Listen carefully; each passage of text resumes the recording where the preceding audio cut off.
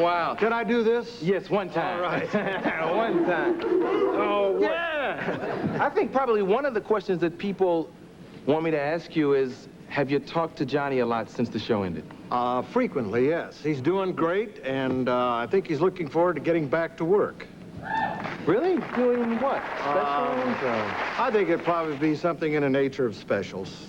Yeah. But, you know, we all miss being together over there, that's for sure. That's probably why you're touring and doing this thing, huh? You know, you can't tear these guys apart. We're a family, and we like to be together, and if it means getting in a bus and riding a couple of 1,000 miles to blow a gig, hey, man, that's it. We'll do it. Yeah.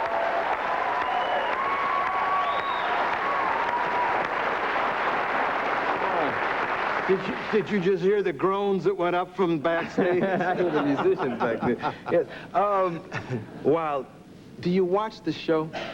No, actually, I haven't had that much time. I've been working, traveling a lot, and I don't have that much chance to watch the show. Yeah, but you have seen it. I've never seen the whole show. I've seen parts of it. You watch, like, all those curtains go up and then you just walk out of the house? looks like a bunch of ladies' drawers going up. Because I know there's a curiosity factor. You have to want to see what this... I mean, after doing the show for so many years, you have to want to see what it's like. Oh, I suppose there is a certain curiosity, but now you see I get more of a chance to check out all the other things, like here. Yeah. Yeah. Boy. You know, in reference to what you were talking about, do I watch the show? You know, Johnny's leaving, let's face it, was the end of an era. And that's all you can say about it. And whatever else comes next is the natural thing that's supposed to happen, and let it happen. Yeah. The night Johnny left, everybody heard the quote. He said some wonderful things about you. As a matter of fact, I have the exact quote. There's never been a better trumpet player in the world, and television is going to lose the last swing band in the world, the last great swing band. When he was saying that, how did you feel? Well, it felt good in a way, but it also made you feel kind of a little sad, you know. But for the most part, I think he meant it as a tribute to myself and the guys in the band, and that really felt good. Yeah, you know he went on. Yeah, he went on and he said, and to say this band is not hip is not to know the meaning of the word hip. Well, I think he had even more that he was going to say, but there wasn't time for it. He told me a couple of days ago. Yeah. But I think that really kind of says it all. And the idea that you have to be between the ages of 13 and 30 to be hip just doesn't make any sense at all to me. Yeah. The words young and hip are not synonymous. Not necessarily. You can be young and hip, but you can be a little bit more mature and hip also, because you have picked up some things along the way. Yeah. You know. What actually spurred the comment? I don't know. I think there may have been some references, I'm not sure where they might have come from, about the fact that the Tonight Show band wasn't all that hip, and, you know, that it was time for new things. And when we go out and play in front of audiences, like, I would say your audience is a pretty astute group of people here, and I think we've already shown. And everybody is represented there. Yeah, everybody's there. You know, man, it's got to have a beat, and it's got to swing, and it's got to come from your heart and from your guts. And that is what hip is. Yeah. We hear a lot of things. I mean, I read my paper every morning. I get up, look at USA Today, and go through the pie graphs and everything. And wait a minute, the what? The pie graphs. All, you know, you read USA Today. You got to read USA Today. It's a good paper, and it's easy. You know.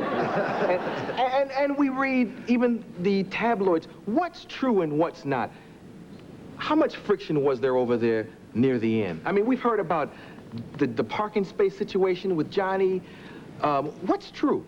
Well, all I could tell you is that Johnny still had his parking space, and I still had my parking space, and that's all I give a damn about. Yeah.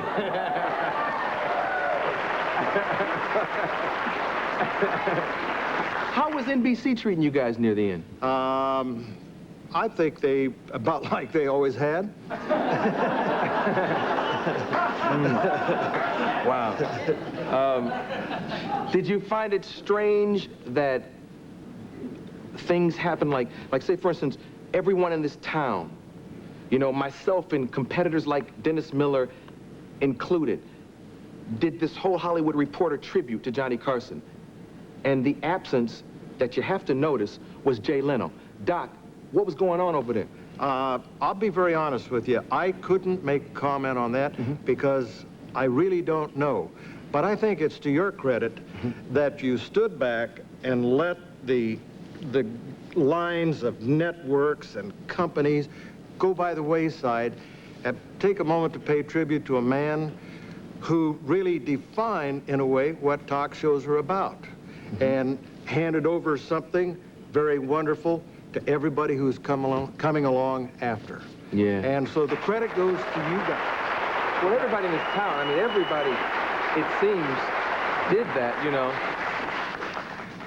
Yes, and I recall a quote of yours, you know, when it was apparent that Johnny was leaving, and what you thought about it and what you would do about it if you were in the position to follow him there. And I found that very interesting, and I thought the right thing, too. Yeah, we don't want to go into my quotes, because my quotes Have you always ever noticed, get my ass in trouble. have you ever noticed that what you really feel and what you say, when it gets run through about 6 reporters and comes out on a piece of paper, doesn't bear too much resemblance to what you were really talking about? Yeah. I've also noticed, since I've been in this business, I'm from Cleveland, I'm very naive. I also noticed that, Cleveland! I've also noticed that honesty is not real popular out here. I mean, we're supposed to say things that our publicists tell us to say, as opposed to what we feel in our hearts and what we know is true sometimes. Whatever will do you the most good. Don't worry about whether it's true or not. Just say what's going to get the job done. Yeah. That's Hollywood, though. I'm afraid so. You talk about... But, you know, wait, I think there are a lot of very real people in Hollywood. I think that's only a part of Hollywood and a part of show business. I mean, I think there are an awful lot of people like yourself that say what's on their minds, and they're honest Not right that it's down the right, line. but I have a big mouth. You know? I think you're right. Yeah, let's take a commercial and come right back with Doc. Well, what are we going to sell right now? Well, I don't know. Can I hold up something here? We don't do that here, man. Oh, yeah, you gotta water. do That's this. tap Hello. water. Well, after the word...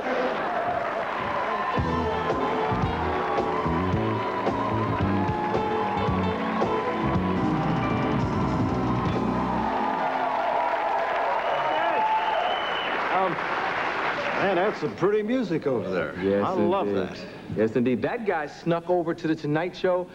Michael Wolff, he snuck over there. I heard about that. Oh, yeah, okay, you heard. I thought he was trying to cop some of my outfits. I didn't know. Although he doesn't need any help. He's doing fine. Yeah, the night before we came on the air, Mike went and watched Doc, you know, and he was in there checking him out. Speaking of outfits, how did this whole thing start? You're famous for your outfits. Actually, Arsenio, it started with a wild necktie. You know, I'd been wearing the dark blue suit in the band, what we wore in those days, and, okay, now I'm going to stand out in front. I've got to have something to say. And so I saw a wild tie in the window that kind of fit my flamboyant nature.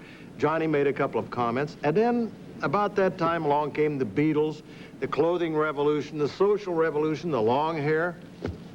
And I kind of identified with the whole thing, because I'm a bit of a rebel. Yeah. So, here we are, a few years later, wearing the things, you know what I'm telling you about.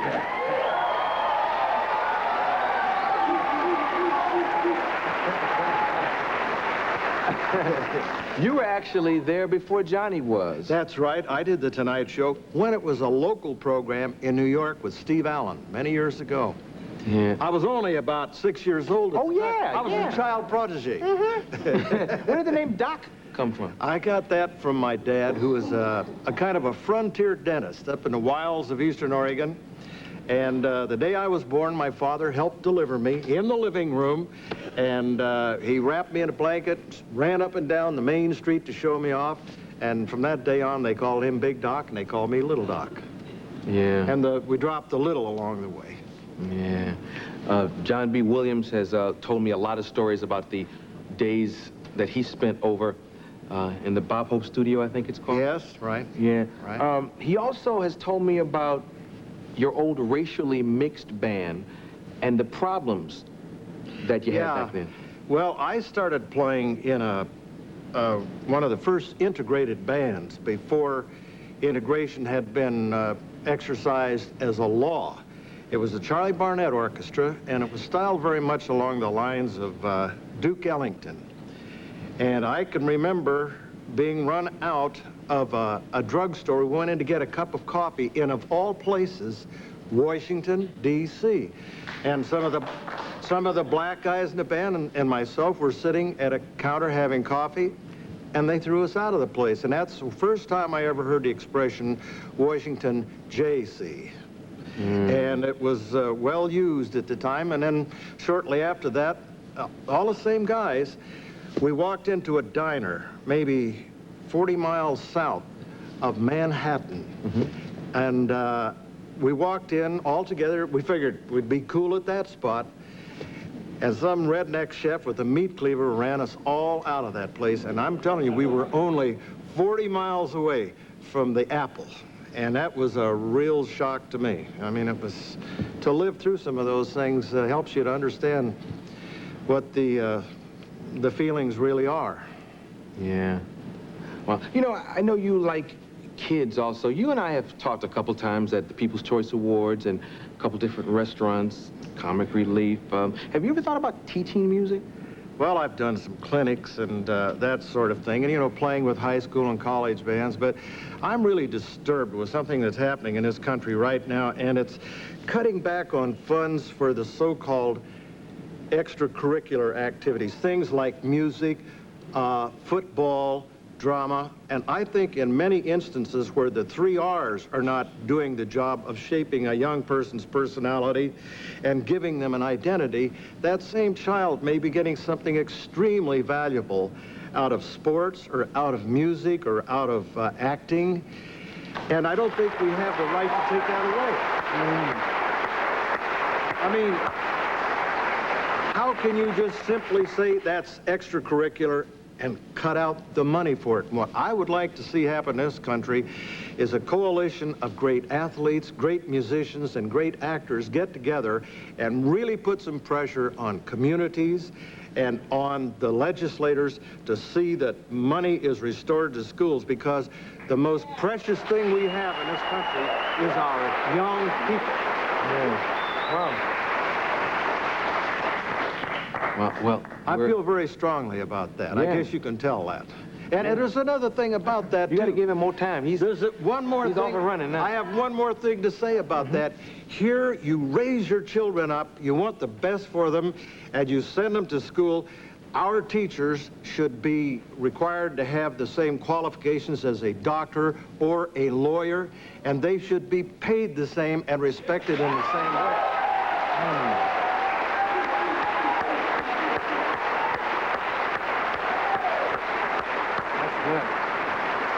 Wow. Thank you for stopping by, man. This is, Hey, I ain't leaving yet. well, you're gonna stay and play but I just want to thank you, and I appreciate you being here. I'm nervous when you and Ed are in the house. When Ed McMahon was here, I was nervous like this. Oh, I don't know why. You've got a great show going here, and I tell you, I know Ed felt very good about being here, and the guys in the band and myself are just tremendously proud to be with you tonight. Well, thank you very much. Thank you. I got some dates I should mention. I'll let you do your own plugs. Oh, They're your no, I plugs. can't The do Doc that. Severinsen Orchestra will begin its tour on Monday, July 13th. Now, write this down. I know where this one is. Where? That's at Wolf Trap in Vienna, Virginia, right Absolutely. outside Washington, D.C. And then Pine Knob in Detroit. I've Oh, been there, yeah, Pine July Knob in 22nd. Detroit. I think Mel Torme is going to be with us on that one. Another old hip cat. Yeah, man. Yeah. Well, thank you for being here. You're a very slippery, but classy interview. Jay Leno should send him a check.